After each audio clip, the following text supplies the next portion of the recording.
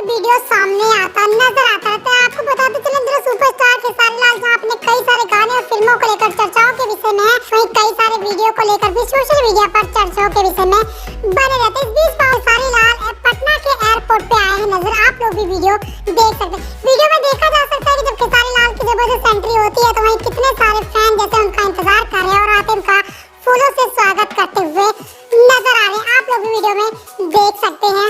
एक झलक देखने की लगातार फैंस की भीड़ हमें देखने को मिल रही है। वीडियो सोशल मीडिया पर बहुत ज्यादा वायरल हो रहा है और खेसारी का ये बर्ताव फैंस काफी ज्यादा पसंद करते हैं। जैसा कि आप सब जानते हैं खेसारी लाल हमेशा अपने फैंस के साथ बहुत अच्छा बर्ताव करते हैं और आए दिन कई सारी वीडियो में ऐसी इनकी देखने को मिलती है। इस बीच ये वीडियो एयरपोर्ट से वायरल हो रहा है जो कि आप लोग भी देख सकते हैं। सुपरस्टार खेसारी अपने फैंस के साथ किस तरह बर्ताव करते हुए नजर आए और वे फैंस उनका फूलों से स्वागत करते हुए नजर आए। आप लोग इनका एयरपोर्ट का ये वीडियो देखिए।